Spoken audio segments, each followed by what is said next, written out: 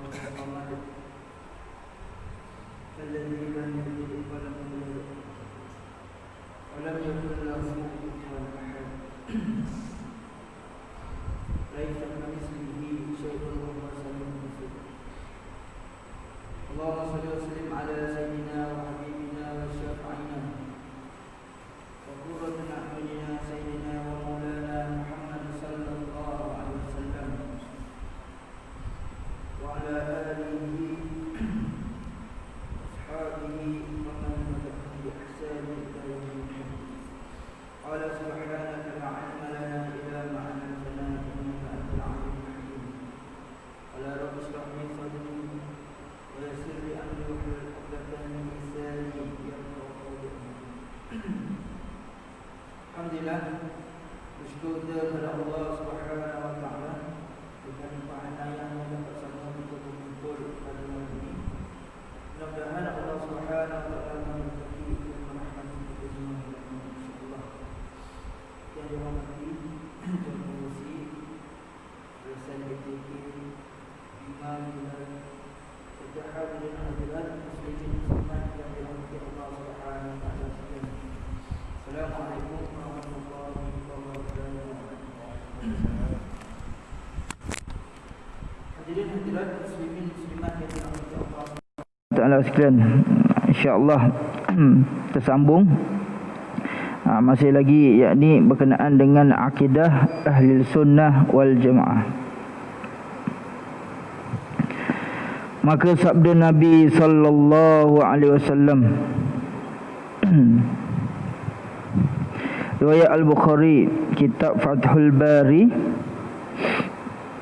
muka surat 56, yakni Nabi sallallahu alaihi wasallam bersabda, akan ada segolongan dari umatku yang tetap atas kebenaran sampai hari kiamat, dan mereka tetap atas kebenaran itu. Jadi Nabi sallallahu alaihi wasallam nak menyatakan di sini, yakni mereka itu satu umat. Dari mula bila? Daripada mula Nabi sallallahu alaihi wasallam wafat, ketika itu akan berpecah kepada beberapa umat, beberapa fikrah, beberapa golongan, beberapa fahaman.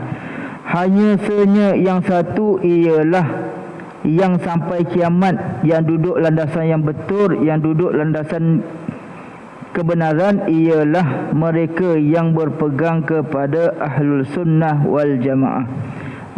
Seperti mana kita dah bahas sebelum ni, yakni pengertian daripada ahli sunnah, orang yang mengikuti sunnah. Dan wal jamaah itu ialah apa? Golongan para sahabat, yakni sahabat yang mengikut sunnah Nabi sallallahu alaihi wasallam. Kemudian sebelum ni kita dah baca banyak dah tentang hadis-hadis sahih berkenaan apa dia ahli sunnah wal jamaah. Jadi di sini dia hendak buat kesimpulan tentang apa yang kita pelajari sebelum ni. Buat kesimpulan apa dia? Yakni Nabi Muhammad sallallahu alaihi wasallam menceritakan sesuatu yang akan terjadi kalangan umat Islam secara mukjizat. Sebelum ni kita tengok bahawasanya Nabi dah sabda dah, nanti selepas ini akan ada pecah kepada 73 golongan. Maka 72 itu akan masuk neraka dan satu golongan saja yang masuk syurga.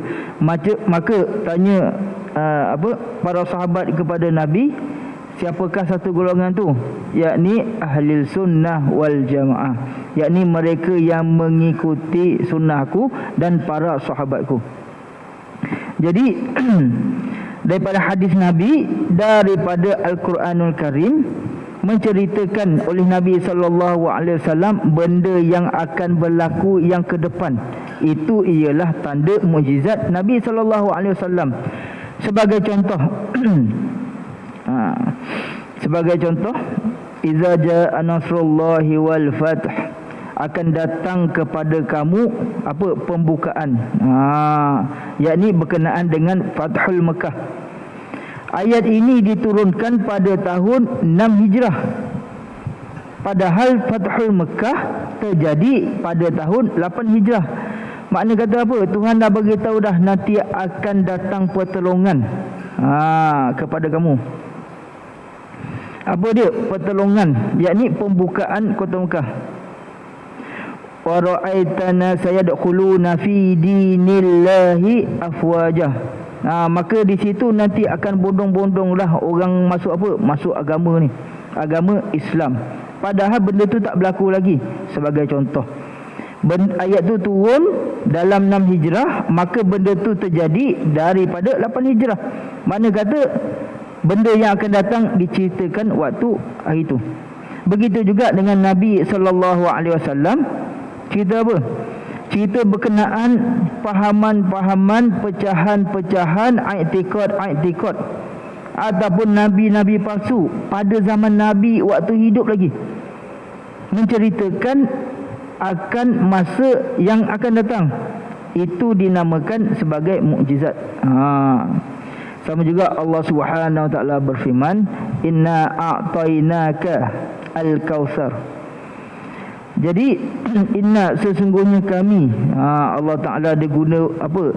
Kata ganti nama kami, nak menunjukkan apa? Nak menunjukkan megah Allah Taala ni. Macam kita lah.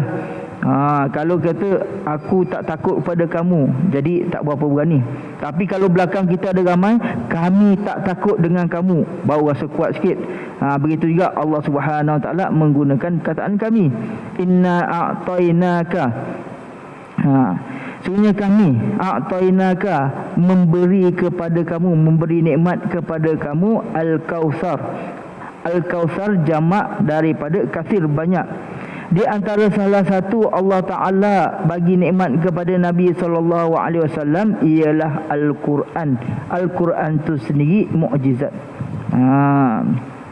Habis. Iaitu yang mengkhabarkan hal-hal yang akan datang terjadi. Banyaklah kalau kita rajin baca apa? Hadis akhir zaman. Ulama' duk susun hadis akhir zaman. Cerita 1004 tahun yang lepas, tetapi terjadi waktu sekarang ni. Makna kata apa? Makna kata ini ialah daripada Allah Subhanahu Wa Taala. Nabi tidak akan berkata sesuatu melainkan apa dia? Melainkan wahyu sahaja. Seperti mana yang dikatakan oleh orang Yahudi. Waktu Nabi mengaku jadi Nabi itu, waktu Nabi menerima jawatan sebagai Nabi dan Rasul tu, jadi orang Yahudi nak pergi apa? Nak pergi soal siasat. Nak buat tanyalah. Kalau Nabi jawab betul-betul, dia betul-betul Nabi. Jadi di antara salah satu yang ditanya oleh orang Yahudi itu, dia kata apa? Bagaimanakah keadaan ruh? Yas'alunaka 'anil ruh min amri rabbi. Jadi Nabi SAW apabila ditanyakan sebagai begitu, maka Tuhan suruh jawab apa dia? Ini ialah pekerjaan Tuhanku. Min amri rabbi. Jadi benarlah kata orang Yahudi itu. Sebab apa? Nabi dia cerita apa yang dia tahu. Yang dia tak tahu dia tak cerita. Jadi kalau orang dia suka cerita apa yang dia tak tahu ataupun dia buat tahu, maka orang tu lebih lagi pada Nabi. Ada juga tu. Tanya dengan dia, semua benda dia tahu. Yang tak tahu pun dia buat tahu. Jadi satu soalan Yahudi tanya kepada Nabi SAW, maka di antara salah satu sifat Nabi, apabila Nabi tak tahu, dia jawab tak tahu. Jadi Allah Ta'ala ajar macam mana berkenaan dengan ruh itu ialah pekerjaan Tuhanku. Tuhan punya kerja lah.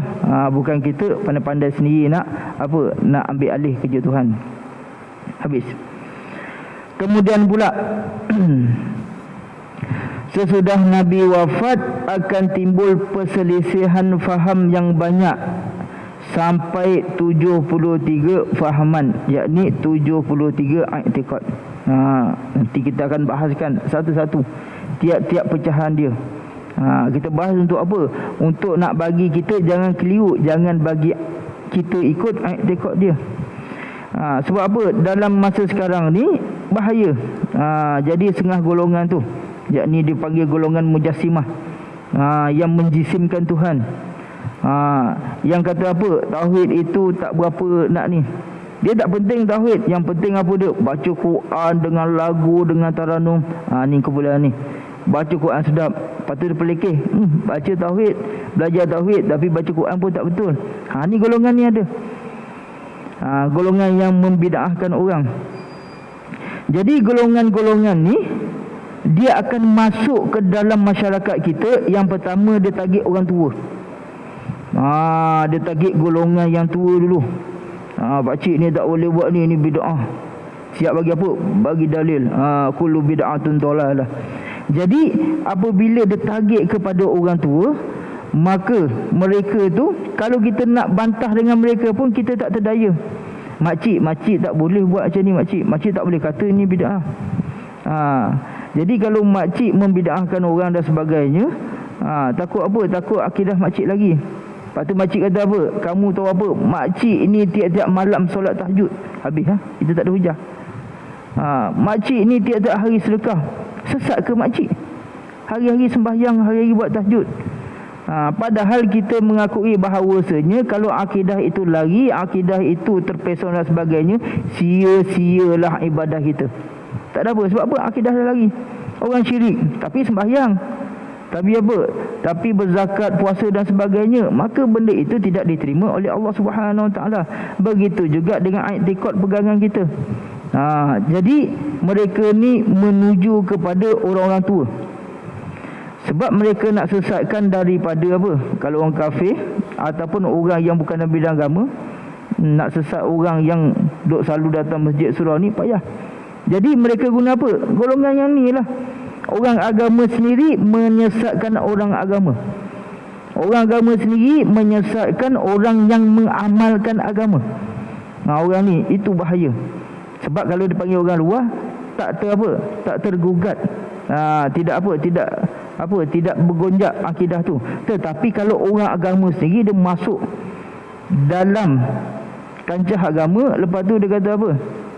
Dia kata salah satu, ada seorang kata, profesor, dia kata jangan banyak sangat puji Nabi. Sebab apa? Takut memuja Nabi SAW. Sampai kata macam tu. Itu dia antara salah satu jarum-jarum nak cucuk apa, supaya kita ni jadi sesat. Sampai macam tu sekali. Jadi orang tengok apa? Oh, ni doktor cakap, oh dia ada PhD, dia ada apa? Oh, dia ni belajar tinggi Timur Tengah dan sebagainya. Dia mengatakan bahawasanya apa dia? Orang yang selalu puja Nabi SAW, selawat dekat atas Nabi itu apa? Takut-takut jadi puja. Sehingga dia kata macam tu. Padahal Nabi SAW sendiri, apa dia? Man salla alayya salatan wahidatan, siapa berselawat ke atasku satu kali, sallallahu alaihi asyara salawat, Allah Subhanahu Wa Taala akan bagi rahmat 10 kali. Jadi sebab apa?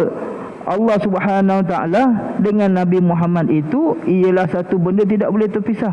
Kita sebut apa? Asyhadu an la ilaha illallah wa asyhadu anna Muhammadar Rasulullah. Jadi sebelum kita buat satu tu, apa dia? Kita disunatkan untuk apa? Baca bismillahirrahmanirrahim. Kullu zibali amrin. Yabda'u bismillahirrahmanirrahim. La yabda'u bismillahirrahmanirrahim fahuwa aqta. Barang siapa yang memulakan satu perkara tidak membaca bismillahirrahmanirrahim, maka terpotong. Apa terpotong? Makna kata kurang berkat. Jadi sesuatu perkara yang baik itu, apa dia? Disunatkan kita membaca bismillahirrahmanirrahim. Tapi tadi kata Nabi dengan Allah Subhanahu Wa Taala apa? Tidak berpisah. Mana ada perkataan bismillahirrahmanirrahim tu sebut nama Nabi. Jadi menyatakan bahawasanya bismillahirrahmanirrahim itu Nabi yang ajar kepada kita. Nampak? Dia punya berkait. Jadi seperti contohlah, contoh kita ada isteri, contoh orang kata, Pak Haji, isteri lawa ni, kita apa? Kita rasa suka walaupun kita tak handsome. Contoh. Jadi apabila kita rasa tu, puji isteri kita, tapi kita ajak dia apa? Jom sekali makan, aku belanja ni. Sebab apa? Dia berasa sekali, padahal puji isteri dia. Begitu juga Allah Subhanahu Wa Taala dengan Nabi SAW. Allah Taala suka hamba-hambanya apa? Berselawat dekat atas Nabi. Innallaha malaikatahu yusalluna 'alan nabi ya ayyuhallazina amanu sallu 'alaihi wa sallimu taslima. Allah dan para malaikat pun berselawat dan menyeru kepada orang beriman selawat dekat atas Nabi. Jadi tak ada masalah lah kita nak selawat kat atas Nabi. Ni nak bagi contoh bahawasanya orang yang ada kedudukan, orang ada jawatan nak menyesatkan orang yang beribadah kepada Allah Subhanahu Wa Taala. Yang ni kita takut. Dia kata apa? Sengah ada. Dia kata apa? Tak boleh sebut nama Allah. Tak boleh zikir nama Allah. Tiada manfaat. Padahal dalam Quran pun dah jelas, Sabbihisma rabbikal a'la. Bertasbihlah dengan nama Tuhan kamu. Siapa Tuhan kamu? Allah. Jadi apanya masalah? Dia nak apa? Nak bagi kita sesat. Tu satu golongan. Yang ni yang kita nak kena jaga, yang kita nak fahami. Tapi tak masuk lagi lah, panjang perbahasan tu. Ni kita nak bagi umum dulu. Kemudian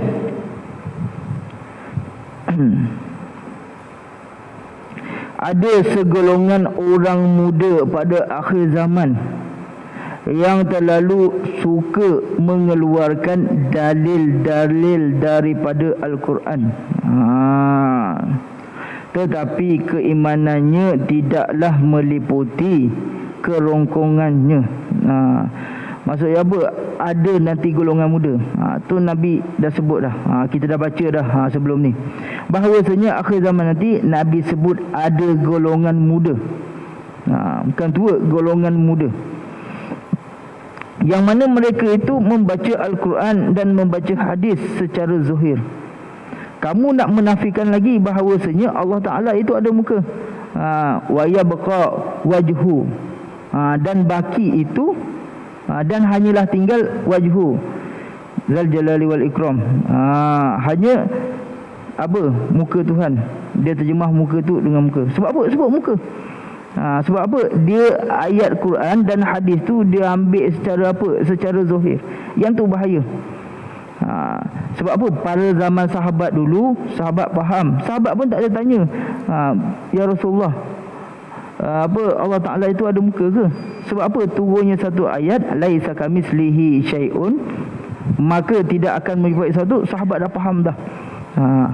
Sebab apa? Sebab mungkin bahasa pada ketika itu. Zaman sekarang ni kena takwil. Benda-benda macam tu ayat mutasyabihat. Bukan kata Quran, bahasa kita pun. 34 tahun lepas, asyhadu an la ilaha illallah wa asyhadu anna Muhammadar Rasulullah. Kita jemaah apa? Aku naik saksi.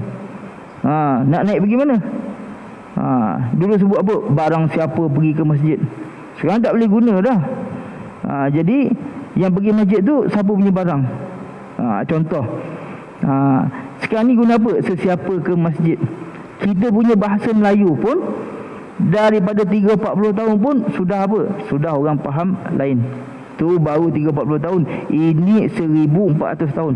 Sebab itulah zaman sahabat kita tak jumpa lagi. Tiba-tiba ada ayat mutasyabihat, maka di situ sahabat tak tanya. Sebab apa? Dah faham dah.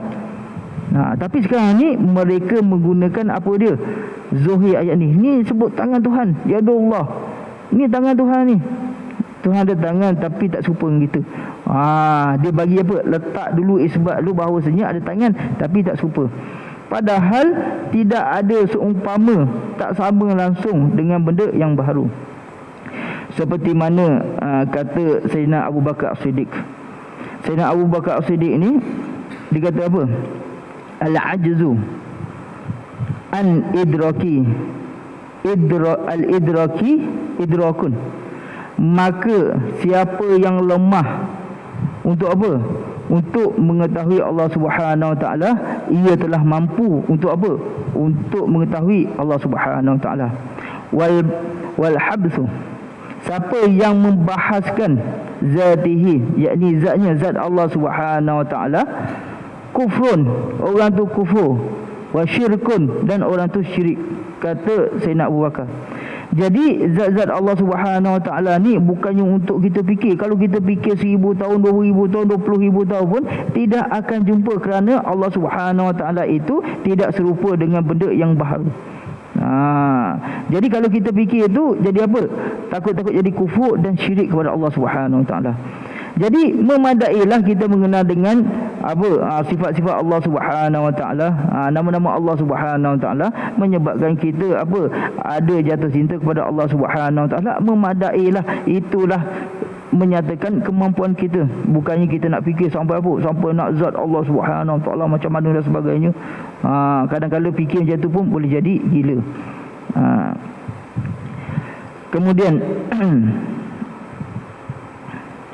di antara yang 73 golongan firqah-firqah itu, ada satu yang benar, iaitu golongan kaum ahli sunnah wal jamaah yang selalu berpegang kepada sunnah Nabi dan sunnah Khalifah Ar-Rashidin. Jadi di mana yang kita maklumlah bahawasanya 73 golongan, hanya yang satu ialah yang benar, ahli sunnah wal jamaah. Jadi mengetahuilah kita, sebab apa kita nak faham agama ni mesti kena tahu. Di antaranya kalau kita belajar ilmu tauhid, yang pertamanya kita kena tahu hukum syarak, yang kedua hukum adat, dan yang ketiga hukum akal. Yang tu kita kena wajib tahu sebelum kita nak tahu semua benda. So apa, kalau kita tidak dapat bezakan tiga benda ni, maka celarulah kita untuk apa? Untuk belajar tauhid kepada Allah Subhanahu Wa Taala. Sebagai satu contoh, zaman Nabi SAW, yang bernama Al-Ad bin Wa'il, dia ni duk dengar apa? Nabi SAW menyampaikan ayat Quran, Yaumal qiyamah tub'atsun. Maka mereka apabila hari kiamat nanti dibangkitkan. Lepas tu orang tu, Al-Ad bin Wa'il ni, dia pergi ambil tulang. Dia kata kat Nabi SAW, tengok tulang ni hancur. Hancur tulang ni, macam mana orang tu nak bangkit? Jadi Nabi SAW dia tidak jawab melainkan dengan wahyu. Jadi nak cerita apa? Nak cerita hukum akal. Sebagai contoh, Nabi Ibrahim dibakar. Maka kalau hukum adat tu Nabi Ibrahim terbakar. Tetapi hukum akal apa? Mungkin terbakar, mungkin tidak terbakar. Tetapi kalau hukum syarak, Nabi Ibrahim tu wajib tak bakar. Jadi lain, hukum syarak kita kena faham, hukum adat kita kena faham, hukum akal kita kena faham. Seperti contoh Abu Bakar, Sayyidina Abu Bakar Siddiq. Sayyidina Abu Bakar Siddiq ni, dia macam mana digelar As-Siddiq? Apa saja Nabi cakap, dia semua apa? Betul. Tak ada keluar saja mulut Nabi, tak ada benda yang tak betul, melainkan betul belaka. Cerita dia bermula Sayyidina Abu Bakar ni, apa dia? Pada ketika tu dia mimpi satu mimpi. Saya pun tak ingat mimpi apa.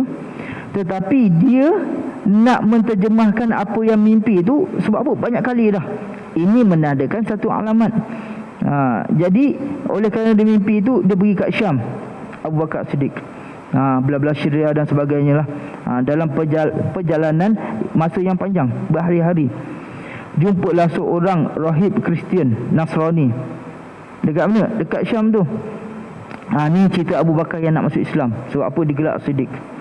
Maka dia pergi dekat apa nama ni, yang dekat padri tu, dekat rahib tu, dia cerita tentang dia punya mimpi. Dan padri itu menafsirkan mimpinya.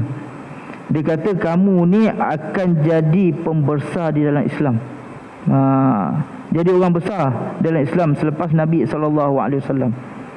Lepas tu dia bagi tahu, aku telah beriman dengannya. Yakni rahib tu beriman dengan Nabi SAW. Dia telah beriman, cuma aku tak tunjuklah. Sebab apa? Takut dibunuh.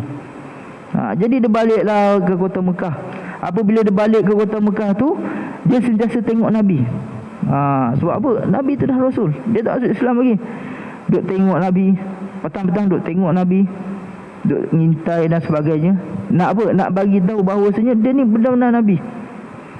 Lepas tu dah kerap kali duk tengok, saya kadang petang buat sembang dengan Nabi. Jadi rapatlah. Sama juga orang duk serendih dengan kita, nak minta projek dan sebagainya, kejap datang. Begitu juga Abu Bakar dengan Nabi tu, mesti ada benda.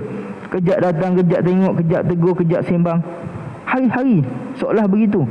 Lepas tu pula, jadi satu hari tu Nabi tanyalah kepada Sayyidina Abu Bakar, kamu duk pergi mari ni ada apa? Seolah begitu. Jadi jawab Sayyidina Abu Bakar, jikalau kamu Rasul, seperti Rasul-Rasul terdahulu ada mukjizat. Jadi Abu Bakar ni dia nak tengoklah Nabi boleh tunjuk apa mukjizat. Sebab apa? Tiap-tiap Nabi itu ada mukjizat dia masing-masing. Lepas tu daripada Nabi SAW bersabda, memadailah apa dia? Nabi nak tunjuk mukjizat dia dengan menyatakan kamu pergi dekat negeri Syam menjumpa rohib dan kamu mengetahui bahawasanya dia itu Islam. Keislaman rohib itu. Padahal kalau hukum akal ataupun hukum adat, kita ambil hukum adat dulu. Hukum adat nak kata bila masa Rasulullah pergi dekat sana dan dia tahu rahib itu masuk Islam, tu hukum adat. Tapi kalau hukum akal, benda itu tidak mustahil. Hukum syarak wajib. Tu nak beza hukum syarak, hukum adat dengan hukum akal. Jadi kalau hukum adat tu mustahil terus bila masa Nabi pergi dan sebagainya. Tetapi hukum akal mungkin boleh. Sebab itulah apabila Nabi naik Isra' Mi'raj tu, pergi lepas Isyak, balik sebelum subuh. Lepas tu orang tak percaya, orang Mekah tak percaya. Jadi yang rapat dengan Nabi tu Sayyidina Abu Bakar, nak pergi kat Sayyidina Abu Bakar, nak pergi tanya. Nabi bagi tahu bahawasanya dia pergi Isra' Mi'raj tu selepas Isyak, balik sebelum subuh. Padahal nak pergi Masjidil Aqsa tu sampai berbulan-bulan, berhari-hari lama dia. Betul juga dekat dia. Sebab apa? Kalau hukum adat tu memang tak kena. Tetapi Sayyidina Abu Bakar dia jawab apa? Dengan hukum akal. Hukum akal ni boleh terjadi. Jadi betul ke Nabi cakap? Kamu tengok Nabi cakap? Ya. Dengan mulut Nabi? Ya. Maka kalau Nabi cakap dia pergi keluar dekat langit lain pun aku percaya. Contoh juga seperti apa? Kita tengok yang adatnya burung gagak warna hitam. Burung gagak warna hitam. Tapi kalau dekat akal kita, pemikiran kita, kita boleh bayang apa dia? Burung gagak itu warna putih. Boleh. Jadi kita bayang burung gagak tu tapi warna putih dalam akal kita. Jadi akal tu tidak mustahil. Jadi bab agama ni ialah ada perlu apa? Kita kena tahu hukum akal, hukum adat dengan hukum syarak. Jadi Nabi SAW naik Isra' Mi'raj tu wajib pada syarak, mustahil pada adat, harus pada akal. Yang tu kita kena faham. Kemudian mereka ini akan melakukan, mempertahankan kebenaran i'tiqadnya sampai hari kiamat. Ini golongan ahli sunnah wal jamaah. Dan sekarang siapa yang meneliti sejarah perkembangan Islam dari abad pertama, kedua dan ketiga sampai kepada zaman kita sekarang, apa yang disabda oleh Nabi SAW sudah nyata kebenarannya. Jadi kalau kita tengok daripada zaman Nabi sampai zaman sekarang, tengok zaman apa? Uthmaniyah, zaman Abbasiyah, zaman Bani Umayyah, zaman Fatimiyah dan sebagainya. Jadi kita tengok situ, betul lah kata Nabi SAW. Apabila Nabi wafat, bermula sahaja perpecahan akan berlaku. Sehingga sampai 73 golongan. Jadi kita ambil satu dulu untuk hari ini. Ni baru nak masuk. Tadi mukadimah je.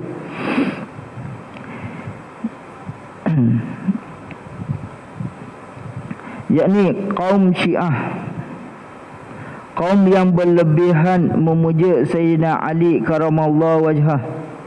Mereka tidak mengakui khalifah Abu Bakar, Umar dan Uthman radhiyallahu anhum. Kaum Syiah kemudian berpecah menjadi 22 aliran. Salah satu Syiah tu ialah Syiah Zaidiyah. Tapi bukan saya lah. Nama je Zaidi tapi bukan Syiah lah.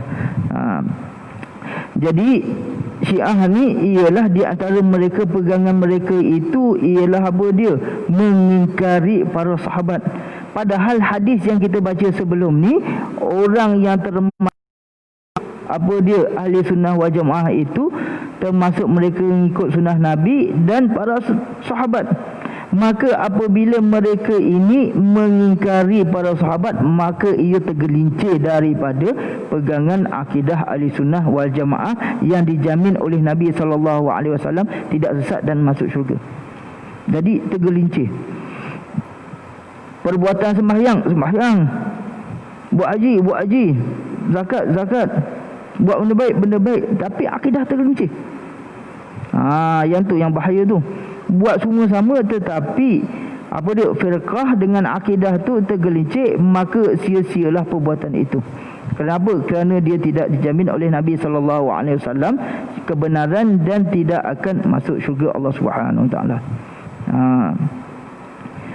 Yang kedua, kaum Khawarij. Kaum Khawarij banyak juga di kalangan tempat kita ni, iaitu kaum yang berlebih-lebihan membenci Sayyidina Ali. Tadi kaum yang puji Sayyidina Ali. Yang ni kaum apa? Ni asal dia. Sekarang ni dah sampai anak-anak. Ni asal dia. Yakni mereka membenci Sayyidina Ali karamallahu wajhah. Bahkan ada di antara yang mengkafirkan Sayyidina Ali. Sama je yang dengan Syiah tadi. Fiqh ini berfatwa bahawa orang yang membuat dosa besar menjadi kafir. Fatwa dia kalau buat dosa besar itu kufur terus. Kaum Khawarij kemudian berpecah menjadi 20 aliran. Yang dia saja pun 20 aliran. Nanti kita perincikan satu-satu. Yang ketiga, kaum Mu'tazilah, iaitu kaum yang berpahaman bahawa Tuhan tidak mempunyai sifat. Jadi dia tak terima. Kita belajar sifat 20 tu, dia kata kita sesat. Allah wujud, qidam, baqa, mukhalafatul lil hawadis ila akhir. Maka siapa yang belajar tu, apa dia? Sesat bagi Mu'tazilah. Kerana apa? Kerana sifat 20 tu menyifatkan Allah Subhanahu Wa Taala. Dia sebut macam tu. Kemudian bahawa manusia membuat pekerjaan sendiri dan Tuhan tidak bisa dilihat dengan mata dalam syurga. Bahawa orang yang mengerjakan dosa besar diletakkan di antara dua tempat, dan mi'raj Nabi Muhammad hanya dengan ruh sahaja. Na'udzubillah. Jadi dia kata apa? Orang tidak boleh, orang mukmin, orang beriman kepada Allah Subhanahu Wa Taala itu tidak boleh melihat Allah dalam syurga. Padahal pegangan kita ahli sunnah wal jamaah boleh melihat Allah Subhanahu Wa Taala di dalam syurga dengan izin Allah Subhanahu Wa Taala. Itu dah beza dah. Lepas tu dia kata setiap perbuatan itu ialah diri kita sendiri. Bukannya daripada Allah, bukannya kehendak Allah Subhanahu Wa Taala. Kita berpegang setiap perbuatan itu, setiap apa terjadi kehendak Allah, tetapi ikhtiar diri kita sendiri. Wallahu a'lam. Cukup sekali tu, insya-Allah kita akan bersambung lagi.